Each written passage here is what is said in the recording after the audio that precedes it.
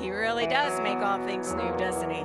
He cleanses us all on the inside and takes all that stuff away and renews us day by day. You can be seated.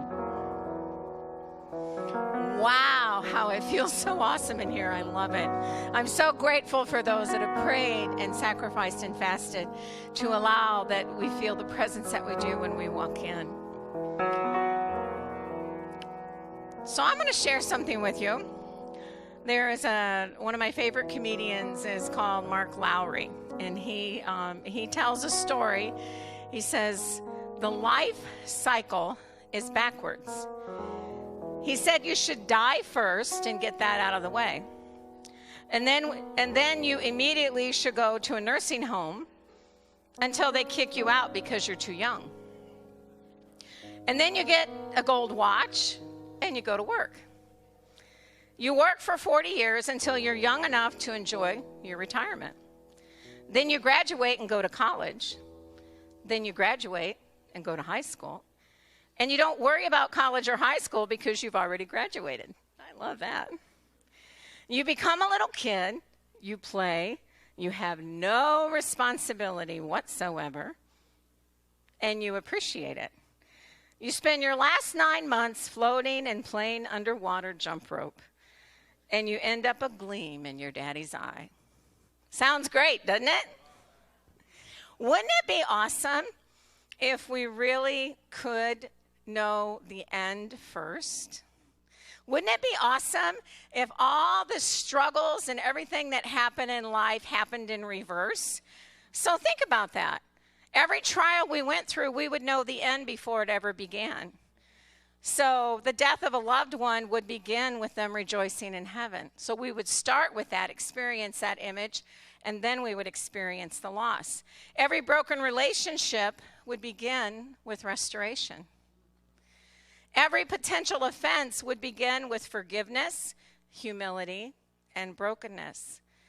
But it doesn't really work that way, does it? We get plunged into a life circumstance. We get plunged into a trial of some kind or another. And our human nature wants to panic, right?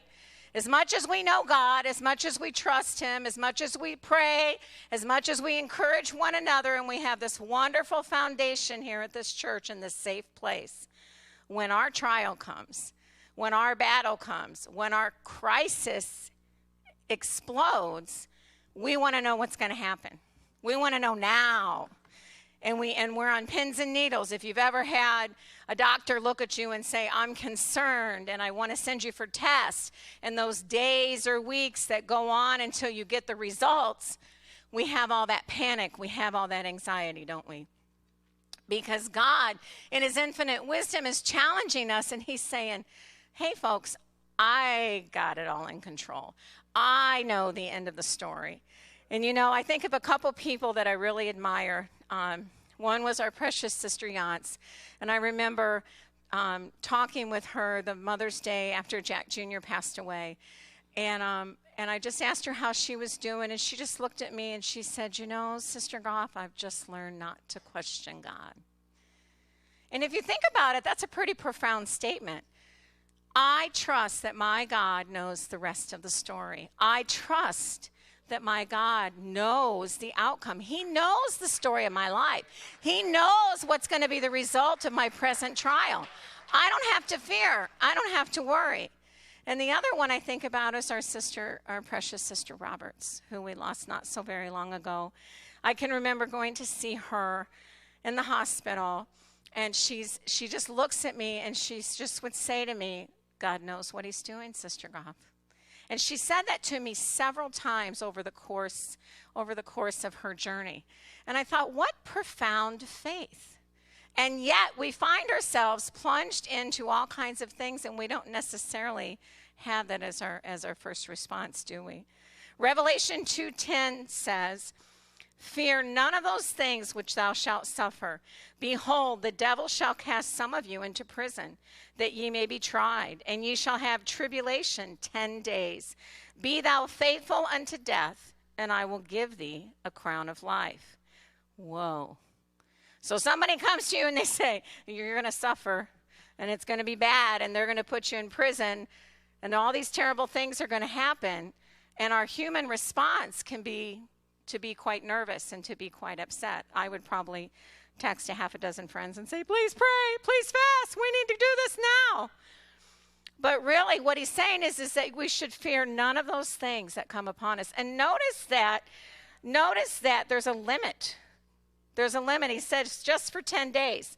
God holds our very life and everything that is dear to us in the palm of his hands. And he tempers it. He watches over it. He makes sure that it's not going to be too much or too little, because he's trying to bring about a purpose within us. He's trying to bring about what he's trying to cultivate within us. And it isn't to destroy us. It's for our patience, for our courage, that we might be proved and that we might receive the reward and the crown of life. I like that there was a limit. If you study all the different trials in the Bible and the things that people went to, there was a limit that didn't go on forever and ever and ever, although sometimes it seemed like it. David was in Saul's court for about 7 years, and then he ran for another 3 years. Joseph was in Potiphar's house for about 13 years, and 2 of those he was in prison. We know Jonah was in the belly of the whale for 3 days, and Daniel was in the lion's den for about 24 hours, which was probably a very long 24 hours. But the Lord is telling us to fear none of the things that come upon us, to not shrink back. I was reading in the commentary, and it says that the captain of our salvation never keeps back what those who faithfully witness for him may have to bear for his name's sake. He never entices recruits by the promise that they shall find all things easy and pleasant. We do understand when we come to the kingdom that there's a cost, don't we? We do say that we're willing to take up his cross. But then when that pressure comes, when those situations come, sometimes we, at least in me and myself, I'm like, okay, I can do this. I'm ready to rock. And then the pressure gets a little bit more, and I find out a whole lot about what's going on inside of me. And I find out that what I thought maybe was the strength of my relationship with God maybe needs to be improved or increased a little bit more. Because it really is only in the crucible, it really is only in the fire that we really see what we're made of. Was it not that God said to Abraham, now I know what's in your heart? And I do believe that God carefully chooses the things that we walk through. And he says, okay, Debbie, you're going to go through this now. And I'm like, oh, sure, great, thanks, God. I love it very much. Not. And I learn about myself, and I learn about him. And I find out that I'm a lot tougher than I thought I was most of the time. And so it encourages me, it gives me confidence for the next time, but it also forces me to look at what's inside. I will tell you that there's nothing like a really rough situation or crucible to humble you and to make you think, you know what, I think that little thing that irritated me or that over there, you come before God and you're like, whatever, God, I give it to you, just take it. I want to learn what I need to learn, and I want to get past what this situation is. And so as he breaks us on the inside, he adds that virtue into us if we will have the right response. And that's a whole nother situation, because sometimes our trials are our own doing. It's true. Sometimes we get ourselves in a hot mess, and then we come running to God and say, please help, right? And he's like, well, just like any good parent, you need to go through and you need to suffer the consequences to a point so that you learn what you need to learn. And sometimes the things that we go through are just that it rains on the just and the unjust alike. We just happened to be near the cloud when the rain fell. But there are many times, I believe, that he hand selects and he says, I want to carve something out in you. And when that happens, recognize that's a beautiful thing. I used to really not understand that scripture that talked about how they rejoiced that they could, suffer for the cause of Christ. But if you think about it, the Lord is saying, you're ready. You're ready to walk through this particular thing.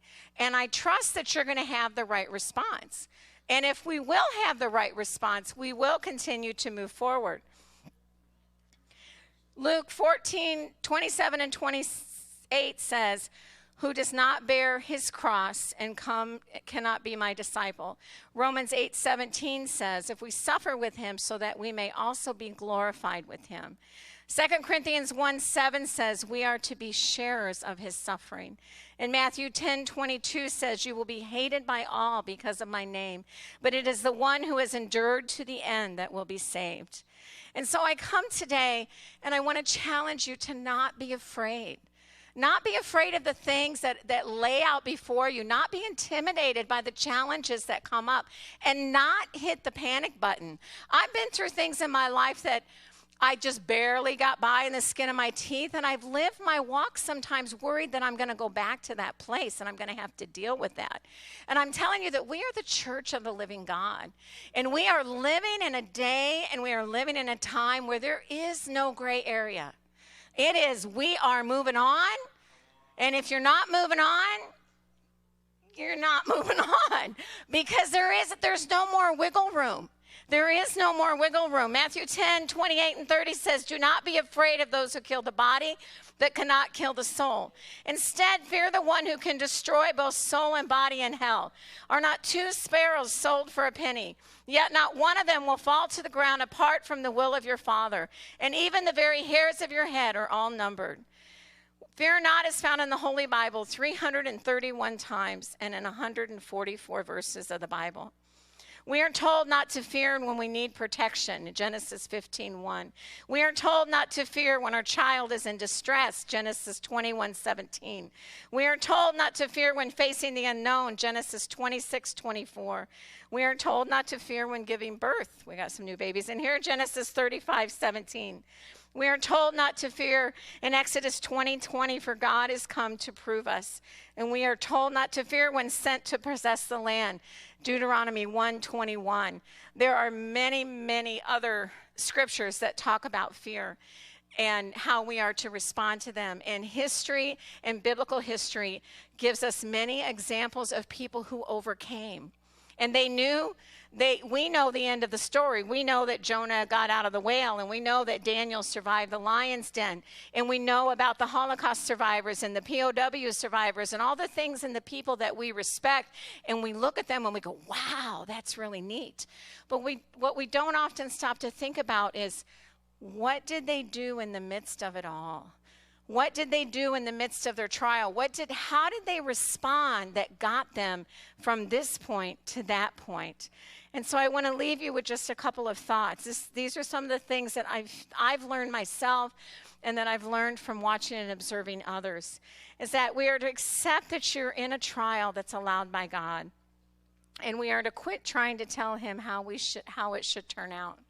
When we get in a battle, at least myself, I like to tell him what I think and how it just should work and how it shouldn't work and who should do this and who shouldn't do that.